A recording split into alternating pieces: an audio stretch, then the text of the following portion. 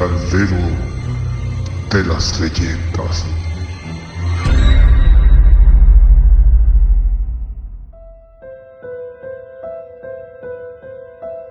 Mi amigo imaginario.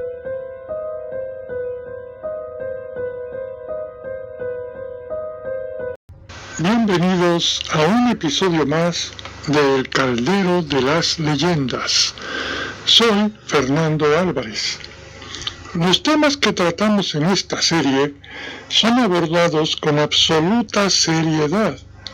Les digo esto porque en nuestro día a día el tema de hoy puede ser que no se le dé la debida atención o importancia por parte de los adultos, pero para nuestros hijos, principalmente niños entre los 4 y 11 años, es parte muy importante en sus vidas. Mi amigo imaginario. Les presentamos testimonios reales, argumentos científicos de especialistas, narraciones de hechos relacionados con amigos imaginarios y la reseña de un libro que de forma novelada aborda este tema y se ha convertido en bestseller. Así que lo invito a escuchar este programa que estoy seguro les será muy interesante. Mi amigo imaginario. ¿Es realmente imaginario? Probablemente hemos sabido de un niño que platica con un amigo que para nosotros no es real, porque no lo vemos, porque asumimos que es producto de su imaginación o parte de su desarrollo. Pero cuando se trata de nuestra hija o hijo, y por eso nos interesamos en escuchar diversos casos, no podemos dejar de preguntarnos si es así como pensamos, parte de un proceso natural de su crecimiento, o este amigo tiene una personalidad propia, voluntad propia, independiente de la de nuestro hijo, y por eso muchas veces lo lleva a hacer cosas que él por su propia voluntad no haría. Oigamos el testimonio de la señora Leti. Hola a todos, vivo en un departamento en Tlatelolco. Mi hijo ahorita tiene 18 años. Cuando él tenía 3, lo dejé jugando en la sala. Tenía muchos juguetes tirados. Yo estaba en la cocina preparando la comida, cuando de repente se oye su vocecita: ¡Mamá! ¡Mamá! ¡Mamá! Salgo de la cocina corriendo y él corrió hacia mí, volteando hacia atrás. Le pregunté que qué pasaba y con una voz entre enojada y con miedo me dijo: ese niño quiere que juegue con él. Y yo le dije: ¿cuál niño, hijo? Y me señaló a un lado de un sillón y obvio no vi nada. Y le dije: ¿qué te pasa? Es que ese niño dice que quiere que juegue con él, pero está muy feo y me da miedo y no quiero jugar. Entre asustada y confundida, me paré enfrente de donde decía mi hijo y dije en voz alta: juega bien con mi hijo o déjalo en paz, no lo asustes, le das miedo. Mi hijo junto a mí ya no dijo nada y se quedó otra vez jugando. Más tarde le pregunté: hijo, ¿qué pasó con el niño? A lo que me contestó que ya se estaba portando bien, que ya no lo asustaba y que están jugando bien. Sentí miedo y confusión. Ya que se durmió mi hijo, eché agua bendita y recé un poco. Desde ese día jamás me volvió a decir mi hijo que veía a un niño. Esto pasó hace 15 años. Le cuento a mi hijo ahorita y dice que no recuerda nada de eso. En fin, así pasó. Soy Leticia. La doctora Paola Pedraza nos explica con detalle a qué se debe que los niños platiquen con su amigo imaginario. Muchos padres entran en pánico cuando sus niños les dice que tienen amigo imaginario o hablan con una persona pues que nosotros no podemos ver. Y es Esto digamos que es usual en los niños a partir de los 2 años y hasta más o menos los 5 años. ¿Por qué hay niños que platican con su amigo imaginario, doctora? Digamos que este proceso se da cuando el lenguaje empieza a desarrollarse. De los 2 hasta los 5 años se da este proceso, ¿sí? El niño utiliza este soliloquio, se llama de esta manera, para poder retroalimentarse, ¿sí? Si ustedes han visto en la música, las personas utilizan un retorno, que es el que les permite escucharse. Así funcionan los niños también. Los niños se escuchan hablar ellos mismos y de alguna otra manera retroalimentan lo que están viendo en el mundo y lo interiorizan.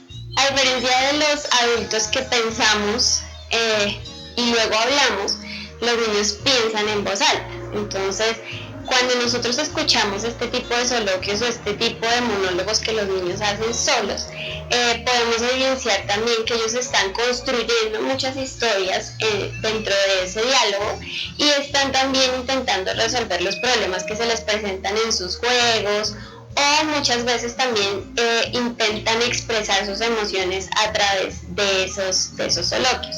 Las cosas que pasaron en la escuela, las cosas que han pasado en la casa, o los sentimientos, las sensaciones y las emociones que ellos están percibiendo del mundo en ese instante. Normalmente estos procesos se dan mientras el niño está en alguna actividad que le permite hacerlo, bien sea comiendo, jugando, inclusive en televisión también se puede presentar este proceso. Es importante que tengamos en cuenta cuándo es normal y cuándo ya es importante empezar a ponerle un poco más de atención a este proceso. Decíamos que entre los 2 y los 5 años se da este proceso por la instauración del lenguaje. Sin embargo, cuando el niño ha pasado de los 5 o los 6 años y todavía sigue presentando este tipo de monólogos y ya no tanto como la retroalimentación del lenguaje, sino como un amiguito que le dice que haga algo malo, que le pegue a las niñas, que le pegue a los niños, que robe a la gente. Estas cosas ya hay que evaluarlas detalladamente, porque puede empezar a tener algunos tintes psicóticos del niño, donde empieza ya a escuchar voces extrañas que realmente están siendo elaboradas en su mente de una forma más compleja. Es importante que nosotros acompañemos a nuestros hijos en ese proceso. ¿Cómo los acompañamos? Es importante que siempre estemos muy atentos a lo que este lenguaje o este soliloquio o este amigo imaginario le está diciendo al niño, como comentábamos hace un momento. Si están en el curso de la normalidad, donde el niño simplemente habla, se desahoga o expresa emociones con ese amigo o con ese lenguaje que está, o ese momento en el que habla solo, pues es importante que nosotros estemos revisando constantemente cómo se da ese diálogo en solitario o con su amigo imaginario. Hemos hecho una recopilación de relatos muy interesantes de personas que voluntariamente han permitido publicar sus experiencias muy personales con un amigo imaginario. Oigamos. Adolfo Ruiz. Sí, cuando era yo un niño pequeño, de unos 7 años, platicaba con un amigo que al parecer solo yo veía y siempre me decía que quería ir a jugar conmigo al parque, que se encontraba cerca de mi casa, pero pasaba el tiempo y él me seguía diciendo que quería ir ahí y yo ya no quería. Yo tenía ya 10 años y él seguía de 7.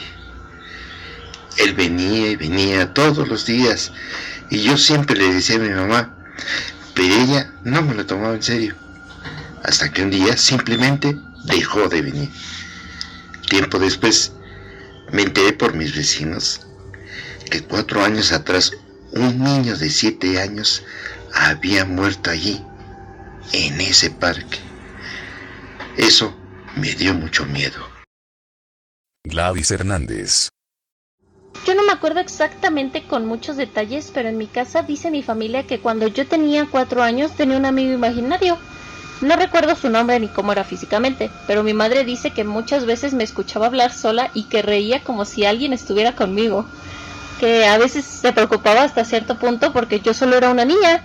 Incluso dice que cuando me sentaba a la mesa a comer no dejaba que nadie se sentara a mi lado porque ese lugar le pertenecía a él, a mi amigo que yo veía que me acompañaba a la mesa y platicábamos mientras comía.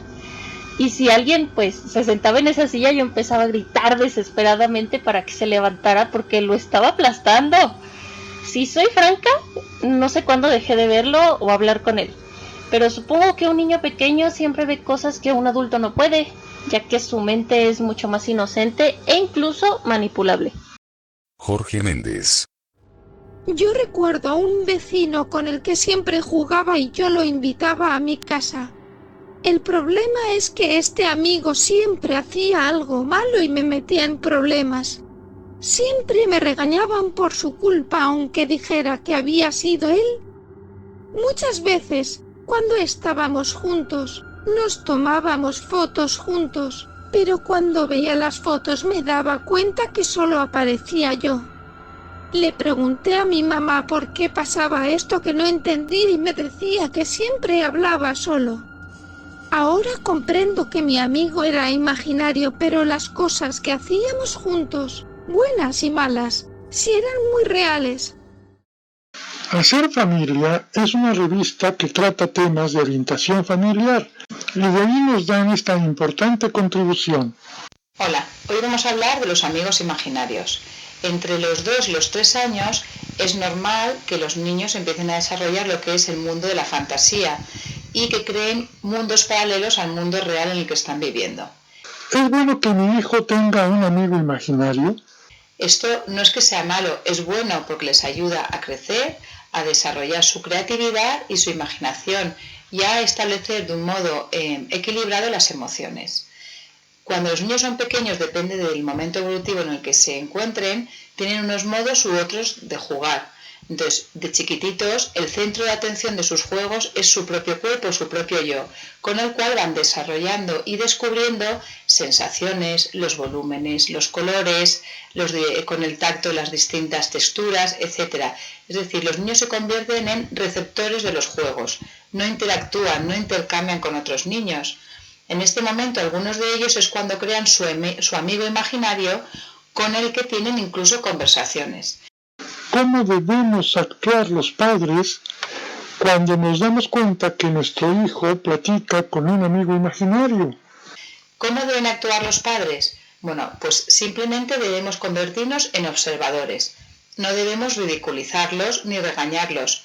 No debemos alentar este amigo imaginario, pero tampoco debemos reprimirle. Nos puede servir como ayuda porque en ocasiones, cuando están hablando con este amigo imaginario, en esas conversaciones podemos descubrir deseos de nuestros hijos o preocupaciones. Entonces puede ser un buen arma para ir conociendo mejor al niño. ¿Qué señales de alarma pueden indicarnos que no es normal que tenga ese amigo imaginario? Nunca debemos agobiarnos o preocuparnos porque nuestro hijo tenga su amigo imaginario. Si nos preocuparemos cuando este amigo imaginario es el receptor de todas las culpas de las acciones realizadas por el propio hijo. Esto no debe ocurrir, o sea, él debe responsabilizarse de sus actos. Si nos preocuparemos cuando nuestro hijo con su amigo imaginario tenga suficiente para jugar y no empiece a rehusar el relacionarse con otros niños, no quiera bajar al jardín, no quiera conectar con otras personas, en ese momento a lo mejor sí que debemos preocuparnos, o cuando se vaya alcanzando la edad de los 7 u 8 años que ya están desarrollados de una manera más fuerte lo que es la inteligencia, el desarrollo del lenguaje, etcétera, y ahí siga con su amigo imaginario, entonces sí que a lo mejor debemos consultar a un especialista. Mientras tanto, entre los 2-3 años hasta los 6 no hay por qué preocuparse, es decir, lo que correspondería a la etapa de educación infantil. ¿Algunos consejos para tratar adecuadamente a mi hijo con su amigo imaginario? Bueno, pues podemos, por ejemplo, darles plastilina, colores, acuarelas, para que plasmen sobre algo sólido, algo que podamos identificar, toda esta creatividad y esta fantasía que tiene. podemos invitar a otros niños a jugar a casa para que así él empiece a interactuar, pero esto ya diríamos que sería como hacia los 4 o 5 años. Podemos fomentar actividades, juegos que sean activos, no pasivos, es decir, vamos a evitar lo que sea ver la televisión o juegos con los aparatos como puede ser el iPhone, el iPad, etcétera, y vamos a fomentar actividades que les requieran moverse, salir al jardín, correr, etcétera.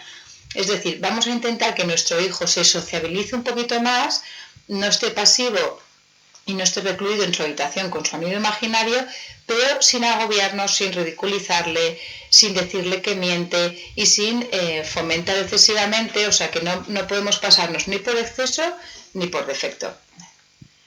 Lourdes García. No era imaginario, para mí es muy real, aunque casi no tengo memoria de eso. Pero pasaba todo el día jugando y platicando con él. Tengo 18 años y, de vez en cuando, pienso que me observa, siento su presencia muy cerca de mí, pero no siento miedo, más bien me siento muy tranquila, porque sé que estará cuidándome aunque ya no lo pueda ver o escuchar, solo sé que está ahí, me agrada su compañía. Rogelio Dorantes nos hace la reseña del libro Amigo Imaginario de Stephen Chbosky. En este libro, de forma novelada, conoceremos el caso de un niño que tiene una relación muy estrecha con su amigo imaginario y que transforma su vida. Amigo Imaginario de Stephen Chbosky. El libro consta de 794 páginas, tiene 7 capítulos y epílogo. La primera parte es espectacular, completamente adictiva, tanto que me provocó por un tiempo pesadillas, sobre todo porque me gustaba leer por las noches y terminaba ya muy tarde y como consecuencia me costaba mucho, pero mucho conciliar el sueño, pues la lectura de este libro en particular me hacía sentir inquieto, pero muy inquieto, y más si oía ruidos en mi recámara por las noches. El protagonista de esta historia es un niño de 7 años de nombre Christopher. Christopher y su mamá están huyendo del novio de ella porque es una persona que la maltrata. Y ella, harta de esta situación, se dispone a comenzar una nueva vida junto a su hijo. Ella perdió a su marido que murió en un accidente, encontrándose sola, sin ningún apoyo de nadie. Llegan a un lugar en donde pretenden empezar una nueva vida, pero las cosas no son tan fáciles para ellos, porque no tienen dinero y sin dinero es muy difícil sobrevivir. Su situación económica es muy complicada, pero a pesar de esto, la madre se esfuerza por darle a su hijo lo mejor. Lo inscribe en un colegio donde Christopher encuentra amigos y al mismo tiempo enemigos, como suele suceder en la vida real. Aunado a esto, se le complica la situación a Christopher, pues padece de dislexia, lo cual lo hace sentirse menos capaz que sus compañeros. Y aunque él se esfuerza por obtener buenas calificaciones en la escuela, en realidad le va muy mal. Sin embargo, la relación de Christopher y su mamá es muy buena. Y ella siempre busca motivarlo e impulsarlo, pero de repente le sucede algo que le da un vuelco a sus vidas. Christopher desaparece por 6 días. Nadie sabe de él, en dónde está, ni con quién está, o por qué fue que desapareció. Hasta que de repente una joven que transitaba por la carretera en su coche lo encuentra saliendo del bosque. Y lo llevan a un hospital para hacerle revisiones y saber su estado de salud. Lo extraño es que Christopher se encuentra perfectamente, salvo que no recuerda qué fue lo que pasó. Y solamente habla sobre un hombre amable que lo ayuda, pero que nadie sabe de quién se trata. A partir del regreso de Christopher las cosas cambian, porque su suerte comienza a mejorar. Por ejemplo, su madre obtiene una fortuna, por lo que ya puede vivir en un hogar propio, y a Christopher le va muy bien en la escuela. Y esto sorprende a todos. Pero hay algo que hace a Christopher diferente. Se nota distinto. No es la misma persona. ¿Qué es lo que hace diferente a Christopher? Que ahora tiene un amigo imaginario, el cual resulta ser un hombre amable. Christopher se obsesiona por regresar al bosque, lugar que se convierte en el centro de su mundo, donde las cosas que ahí se viven no son muy agradables. Sin embargo, Christopher vive con la idea de regresar constantemente al bosque, y es justo en esta situación la que divide esta historia, como si se tratara de una parte imaginaria y otra real en la vida de Christopher. En conclusión, existen dos mundos, y en esos dos mundos, Christopher es muy importante. Este libro nos expone, entre la realidad y la fantasía de Christopher y su amigo imaginario, la existencia en el mundo real de dos polos tan opuestos como el bien y el mal, con los que un niño a su corta edad y que convive con su amigo imaginario tiene que enfrentarse y saber dilucidar cuál es el mejor camino a tomar. En eso se apoya tanto de su amigo imaginario, el hombre amable, como de sus amigos y compañeros de su mundo real. Este libro es también un tema de terror psicológico, si uno se pone en los zapatos de Christopher. La pregunta queda en el aire: ¿es el amigo imaginario realmente imaginario? Escuchemos de viva voz el testimonio de Mario Aguilar, que hace pública la narración de su experiencia con su amigo imaginario. Seguramente encontrarán que se apega a muchos casos más. Cuando yo estaba más chiquillo, me acuerdo que yo tenía un amigo imaginario. No sé cómo era, no me acuerdo. Lo más que me acuerdo es que era una persona chiquitita, un duende, no sé, era una cosa chiquita que hablaba conmigo. Entonces mi mamá lo que me cuenta es que cuando yo estaba más chico, yo me esperaba que mi mamá se durmiera y yo me iba al lado de los pies y yo me ponía a platicar como sí, no, sí, ahorita, que sí, que no, que sí.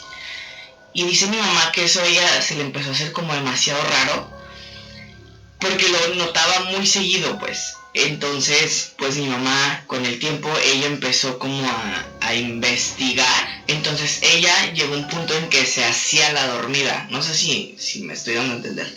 Ella se hacía la dormida para ver qué hacía yo, porque pues ella trabajaba y todo, pues a veces sí estaba cansada y sí se quedaba dormida. Cuando ella empezó a notar eso que yo hacía de morro, pues ella dijo, no, pues ella, lo que ella me contó es, yo me hacía la dormida para ver qué hacías. Entonces dice mi mamá que cuando, según yo veía que ella ya se estaba durmiendo, yo me iba a la parte de los pies de la cama, o sea, del otro lado de la cabecera, y me ponía enfrente del espejo y empezaba a platicar con alguien, como que sí, no. Y me paraba y platicaba y así, ¿no? Entonces, pues pasó el tiempo y dice mi mamá que era más constante. Yo era muy miedoso. Cuando yo estaba chico me pasaban esas cosas, yo platicaba con gente que no existía, no sé cómo decirlo, yo siempre he hablado solo, pero sé que cuando estaba chico hablaba con alguien. Sé que yo tenía a alguien conmigo con el que yo platicaba, pero llegó un punto en que a mí ese alguien me daba miedo, al punto de que cuando en la noche yo iba al baño, yo le decía a mi mamá, voy al baño, háblame, o sea, necesito que en lo que yo voy al baño estés platicando conmigo, necesito escuchar tu voz. Y eso se hizo una rutina muy de nosotros. Llegó un punto en que yo iba al baño a tomar agua o lo que sea, y yo tenía que hablar con ella, decía como, mamá, háblame. Y mi mamá, ¿y cómo estás? ¿Y cómo te fue en la escuela? Y así, como que ella tenía que platicar conmigo para yo sentirme seguro. Pasó el tiempo y yo me di cuenta que este amigo imaginario no era una persona buena. Entonces, me cuenta mi mamá que pasó el tiempo y que una vez yo le dije a mi mamá, ¿sabe qué? Quiero hacer una casita en la sala, ¿no? Y mi mamá dijo, bueno, pues va. Dice que juntamos las sillas en la sala y que hicimos una casita con cobijas y ya estábamos bien dormidos y yo en la madrugada empecé a gritar. Que yo empecé a gritar como, mamá, esa persona me quiere hacer daño. Y pues dice mi mamá que cuando salió yo tenía zapatos alrededor de la casita que hicimos, muchos zapatos. Y yo apuntaba a la ventana como, ¡ese señor de ahí! ¡Ese señor! y mi mamá decía, ¿pero qué señor? ¿Qué señor? ¿Dónde? ¿Quién? Y yo, el que está en la ventana. No tienen idea de cómo recuerdo esa escena de ver un señor. Nosotros vivíamos en un tercer piso, colgado en la ventana como demonio, riéndose de mí y diciéndome que me fuera con él. De verdad suena bien teto, pero sí me acuerdo. Y mi mamá estaba tan asustada porque yo decía que había alguien en la ventana, que le habló a mi hermano, porque vivíamos con mi hermano. Bueno, mi hermano vivíamos todos juntos. Y salió Felipe, que es uno de mis hermanos, y empezaron a gritar como qué está pasando, y yo seguía apuntando a la ventana diciendo que había alguien en la ventana,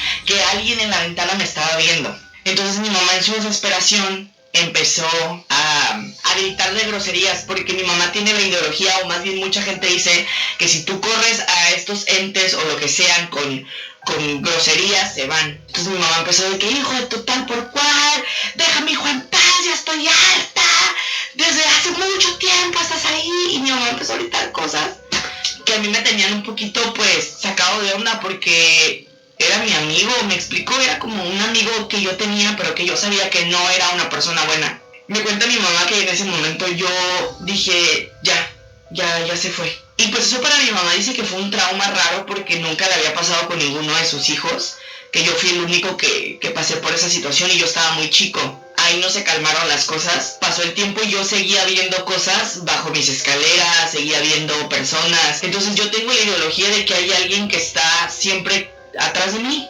porque hay alguien que quiere estar ahí, porque me han pasado diferentes cosas con este tipo de situaciones. No sé cómo explicarlo, neta, no sé, son tantas las cosas que me han pasado que no sé cómo englosarlas. Dice mi mamá que en ese momento, cuando yo le dije que ya se había ido, ella pensó que estas cosas iban a calmar, pero con el paso del tiempo yo seguía viendo cosas, yo seguía viendo a una persona.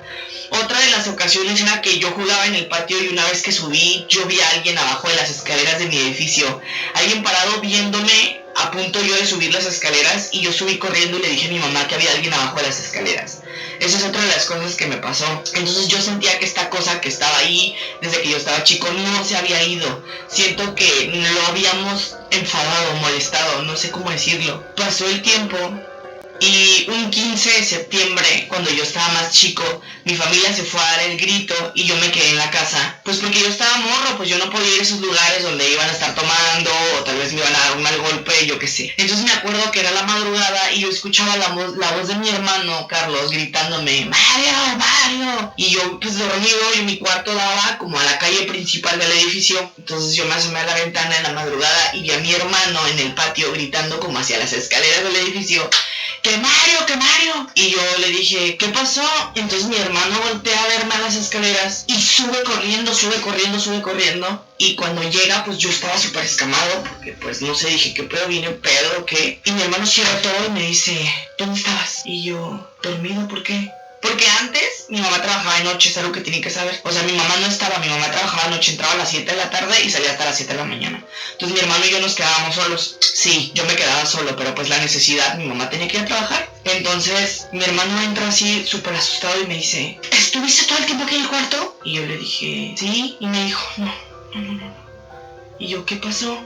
Dice mi hermano que cuando él llegó, estacionó el carro y él me vio parado en las escaleras viéndolo, y mi hermano me decía, ¡meta a la casa! Y que yo le decía que no, y fue cuando mi hermano empezó, ¡Mario, que te metas!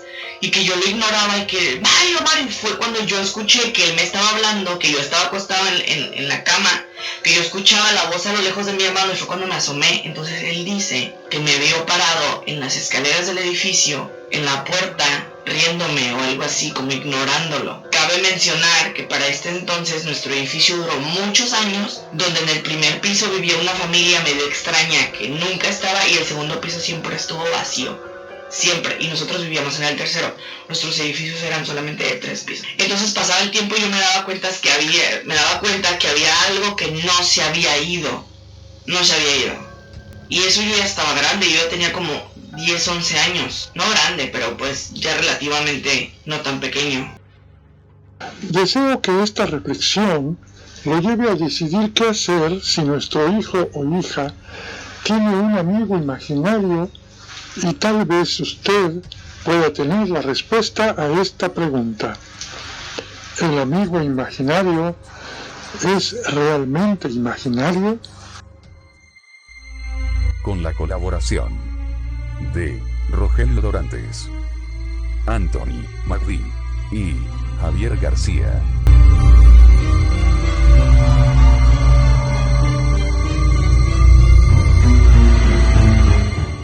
El caldero de las leyendas. La compañía.